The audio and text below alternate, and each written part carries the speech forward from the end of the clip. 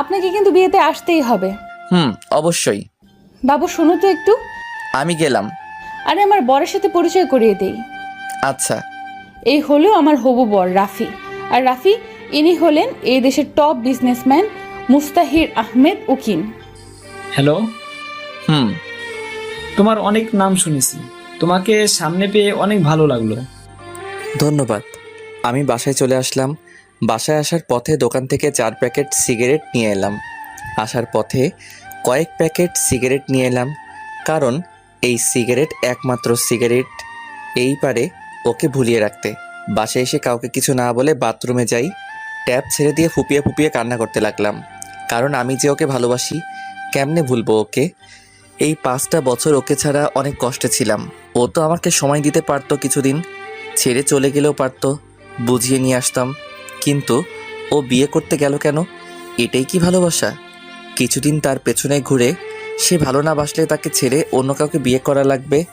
একমাত্র তারাই বোঝে, যাদের ভালোবাসার মানুষটা অন্যের সাথে ঘুরে। উর্মিকে তো আমি আমার থেকেও বেশি ভালোবাসি, আর ওর জন্যই আমি প্রতিষ্ঠিত হয়েছিলাম। আর আজকে ওকেই হারাতে চলেছি। এই হলো আমাদের ছেলেদের কপাল, সব কিছুই পাই, কিন্তু প্রিয় মানুষটাকে হারানোর পর প্রায় 1 ঘন্টা ভিজতেছি। আবার শীতের দিন আম্মু বুঝতে পেরে আমাকে ডাকতে লাগলো। মুস্তাহির, বাবা এত পানি শরীরে পড়লে তো শরীর খারাপ করবে বাবা। আম্মু, তুমি যাও এখান থেকে। বাবা পাগলামি করিস না, বের হয়ে আয় বাবা। তুমি এখান থেকে যাবা কি না? তুই বের না হলে আমি আজকে কিচ্ছু খাবো না। তুমি কি পাগল নাকি? আমার জন্য না খাই থাকতে যাবা কেন? আচ্ছা তুই থাক, আমি ভাবলাম সবাই মিলে খাবো, কিন্তু সেটা আর হলো কই। বের হচ্ছি, তোমরা খাও। আমি বের হয়ে বাসার ছাদে ওরা ধরা সিগারেট টানতে লাগলাম।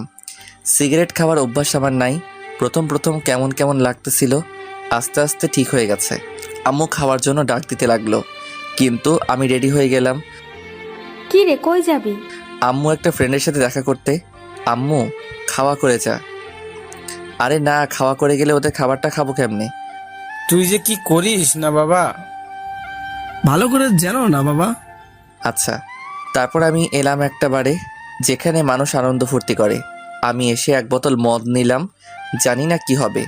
প্রথমে খাওয়ার ইচ্ছা করেনি, যখন মনে পড়ল উর্মি অন্য কারো, তখন বোতলটা মুখে নিয়ে ঢকঢক করে খেতে লাগলাম। একটা বোতল শেষ, আরও একটা নিলাম। এভাবে অর্ধেক রাত শেষ। আমি গিয়ে ম্যানেজারকে বললাম, এখানে থাকার কোনো ব্যবস্থা আছে?